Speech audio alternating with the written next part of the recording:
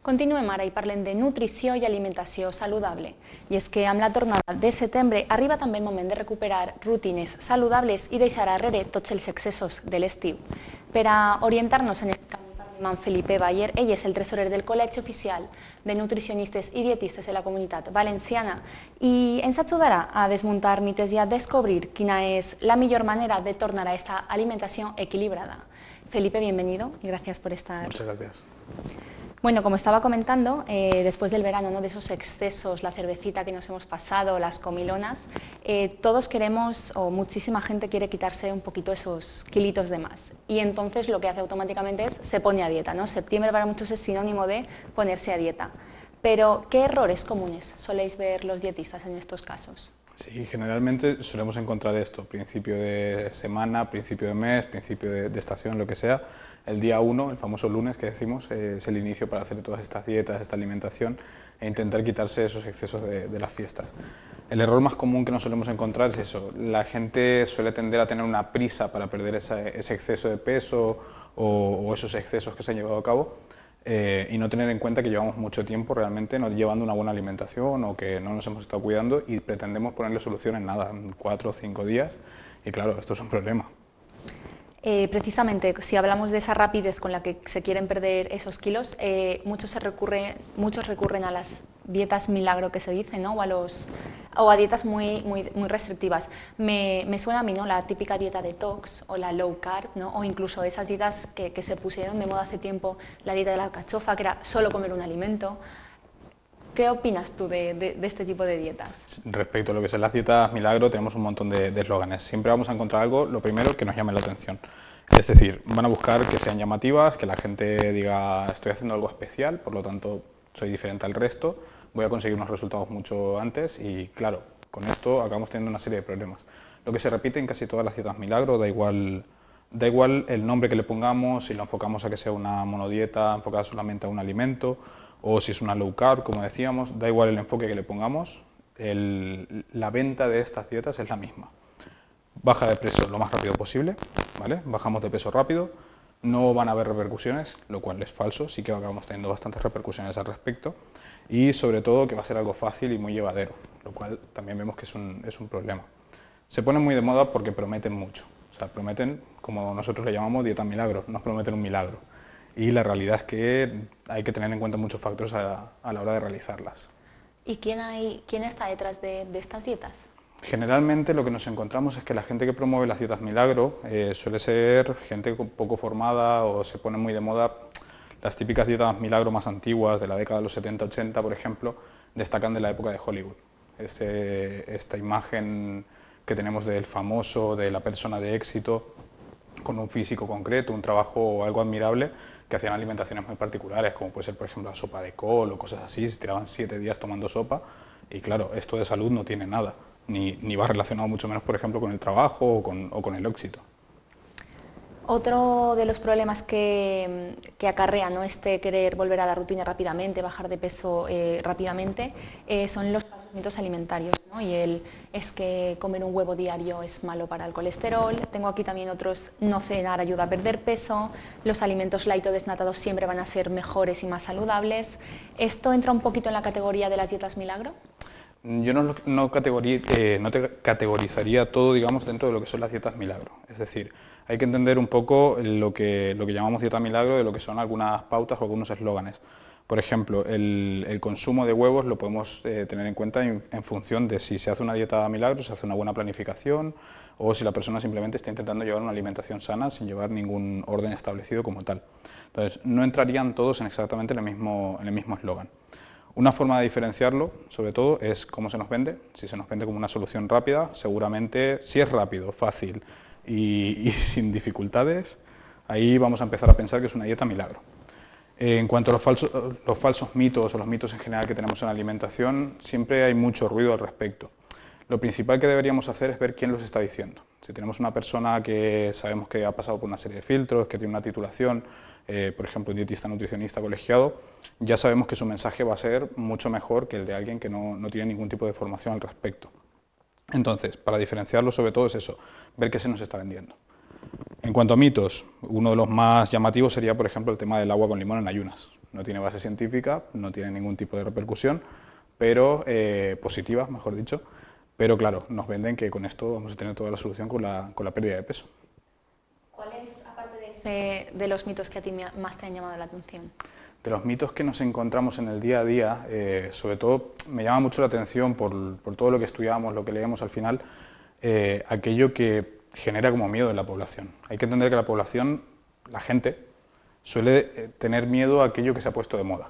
O sea, hace unos años, en los 90 o por ahí, lo que más miedo nos daba era el tema cardiovascular. Entonces, ¿qué se hicieron? Un montón de productos a nivel industria, un montón de alimentos que eran light, sin grasas. Entonces la gente entendía que si tenía grasas era malo para la salud y si no tenía grasas era bueno para la salud. Hay que tener muchos condicionantes en cuenta. O sea, ya de por sí, por ejemplo, la persona entrena o no entrena, si hay patologías detrás, alguna enfermedad o no, y a partir de ahí condicionar un poco más su alimentación. Con los años nos fuimos a que los hidratos de carbono eran malos. Azúcares, almidones de cualquier tipo, refinados o no refinados, todos eran veneno. Hemos visto que esto también cambia. ¿Cuál es la moda que tenemos a día de hoy? El tema de las proteínas. Todo lo que tenga proteínas parece que sea bueno.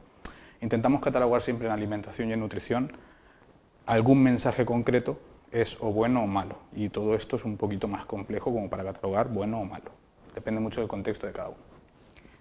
Hablabas de modas, ¿no? Al final en la alimentación pues también se siguen diferentes tendencias a lo largo de los años, y una que a mí me llama bastante la atención y que creo que igual que las proteínas ahora también está muy en boca de todos es el tema de la suplementación alimenticia, ¿no? Hay desde influencers hasta marcas que te venden proteínas, pero también cualquier tipo de suplemento, de vitamina. Esto podría también catalogarse como, bueno, me has dicho que es mejor que no categorice, pero esto también forma parte de, ¿no?, de esos falsos mitos. Sí, depende de lo que se venda. Hay que pensar siempre con la suplementación, con todo este tipo de dietas, este tipo de alimentaciones o eslóganes, ¿por qué se dan? ¿Por qué se dan? Muchas veces, por ejemplo, cuando le decimos a alguien que haga una dieta milagro o que haga mi plan nutricional específico y tal, lo que hay detrás es un interés, es decir, lo que quiero es que compres mi producto y sigas lo que yo te estoy pidiendo. Entonces, cuando hablamos de suplementación, por ejemplo, hay que tener en cuenta que se mueve mucho dinero detrás de esto. Entonces, que yo te diga que tomar magnesio te va a mejorar la vida, pues al final va a aumentar las ventas de magnesio, que es algo que al empresario de turno le puede interesar. De cara a la población genera mucha confusión, porque entendemos al final que el magnesio es algo que es útil para magnesio o cualquier otro suplemento. Es algo útil, es algo necesario que está dentro del cuerpo, entonces parece que todo el mundo tenga un déficit de magnesio de repente, o de zinc, o de alguna vitamina en concreto.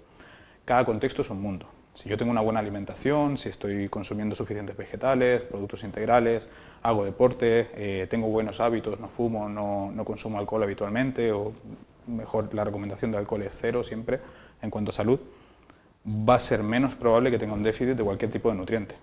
Ahí habría que valorar si suplementamos o no con un profesional que nos pueda ayudar, como un dietista nutricionista, pero no es esencial la suplementación. O sea, la suplementación al final complementa esa alimentación. Con una buena alimentación y unos buenos hábitos no es necesario suplementar, pero a veces sí que puede ser interesante. Entiendo que depende del caso personal de cada uno, pero creo que sí que habría que dejar claro que la suplementación no es alternativa de una buena alimentación, ni mucho menos sustitutiva, ¿no? Correcto. Al final, si nosotros lo que pretendemos es que una persona consiga todos esos nutrientes, vamos a nombrar los generales, esos hidratos de carbono, esas proteínas, esas grasas, esas vitaminas, esos minerales e incluso un grupo aparte, pero muy, muy importante, la fibra dietética, si todo eso lo tenemos en capsulitas, quizás podríamos conseguir cubrir esas necesidades diarias. Eso a día de hoy no es posible. En caso de que fuese posible, también hay que entender que nuestra alimentación va más allá de simplemente rellenar depósitos que tengamos vacíos y demás. Hay una gastronomía, hay una parte cultural, hay una parte social. O sea, nosotros cuando tenemos una buena o una mala noticia, siempre llamamos a algún familiar, a alguien cercano para, pues bueno, vamos a tomarnos algo, vamos a celebrarlo, o, jolín, qué triste estoy, vamos a comer alrededor. La suplementación no puede sustituir lo que es una buena alimentación. Si recopilamos un poco, tanto las dietas milagro, los falsos mitos, como el mal uso de esta suplementación, ¿puede acarrear problemas de salud? ¿Puede ser peligroso? Sí, incluso en algunos casos, por ejemplo, una mala pauta de suplementación puede llevar a un exceso de algún nutriente, que esto es como lo que se decía antiguamente. O sea, el veneno depende de la dosis. ¿Vale? Muchas veces decimos en consulta que un alimento cualquiera, por muy sano que lo consideremos, en una dosis suficiente, si fuésemos capaces de comerlo, podría matarnos. Entonces, Hay que tener en cuenta que la alimentación tiene que tener sus cantidades, tiene que tener su distribución y tiene que estar variada. Desde el Colegio de Nutricionistas trabajamos mucho en educar la alimentación de la población en ese aspecto, y el colectivo de dietistas nutricionistas trabajamos en lanzar el mensaje de forma sencilla.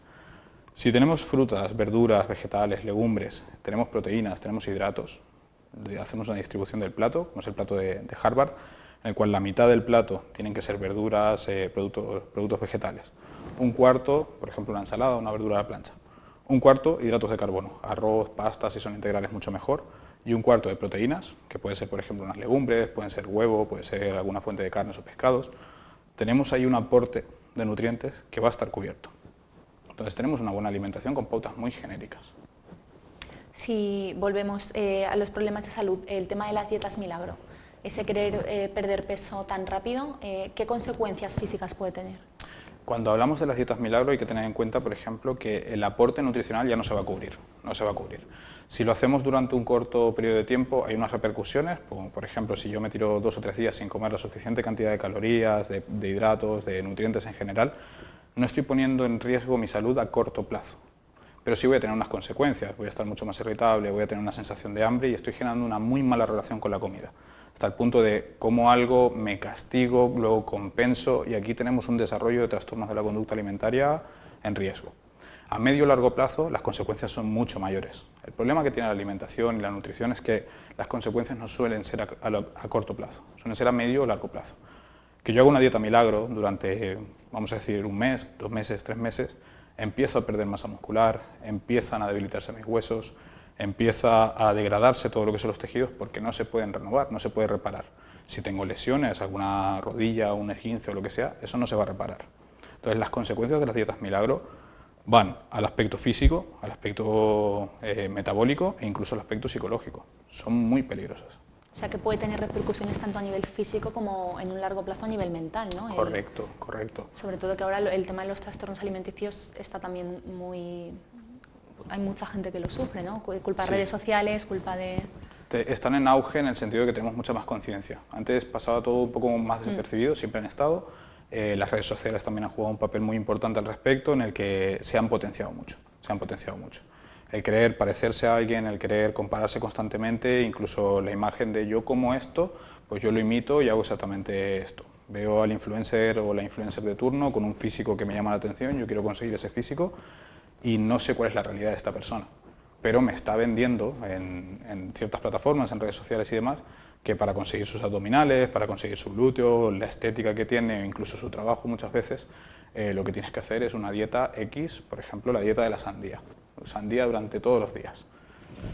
Tenemos dificultades a nivel nutricional y probablemente, con perdón y con la distancia, solo por comer sandía no nos van a cambiar de trabajo. Va a ser difícil.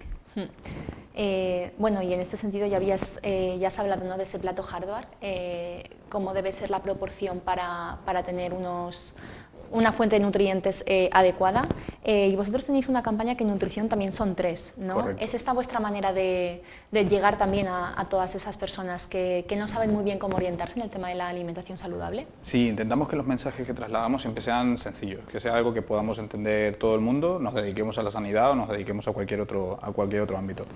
Y a nuestras corresponsales de comunicación se les ocurrió una iniciativa muy llamativa, que era que en nutrición son 3. Con este simple gesto me acuerdo de que el plato saludable se compone de hidratos de carbono, como el arroz, la pasta que hemos dicho antes, algo de proteínas, como pueden ser las legumbres, pero el 50%, o sea, mínimo la mitad del plato, para tener salud, para estar fuerte, tienen que ser vegetales, verduras, hortalizas. Cuantos más colores, texturas, sabores, mucho mejor. Y a esto ya le agregamos la coletilla.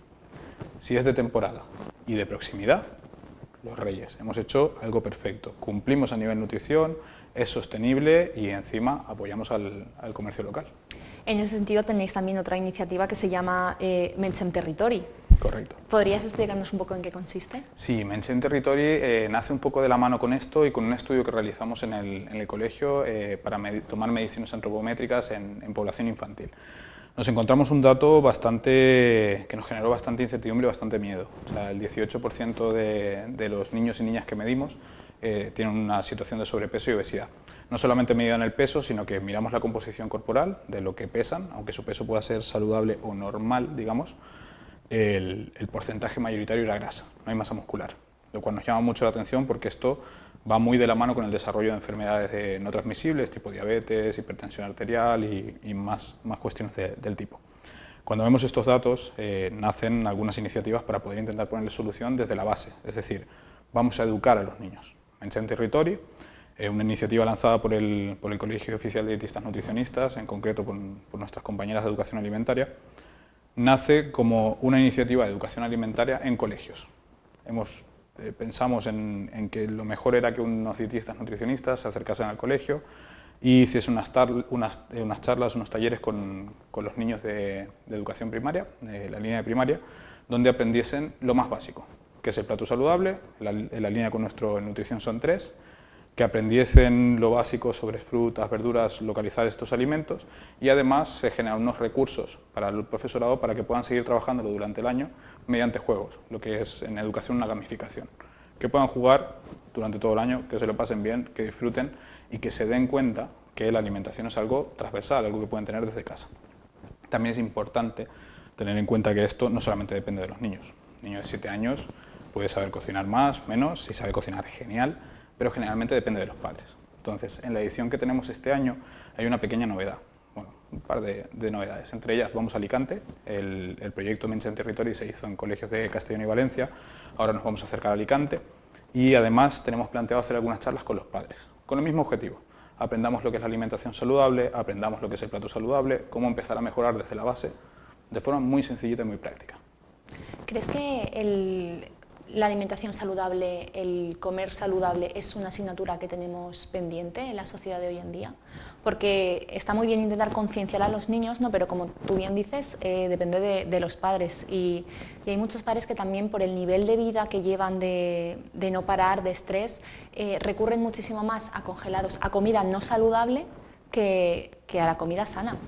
Correcto, nos encontramos algo que se repite mucho, es decir, la sociedad actual tiende a no tener mucho tiempo. O sea, la gente en general cada día tiene menos tiempo y si tengo que hacer algo que no tengo conocimiento, no sé cómo se hace, si tengo que preparar una receta y ponerme con el móvil, la tablet, a seguir paso por paso, no tengo habilidades porque no tengo costumbre, no conozco los alimentos, no sé qué es un corte juliana, que muchas veces esto es de gastronomía, pero no sabemos cómo hacer un corte juliana o cómo pelar un calabacín. Hay cosas que hay veces que no sabemos hacerlas. Entonces se me hace bola.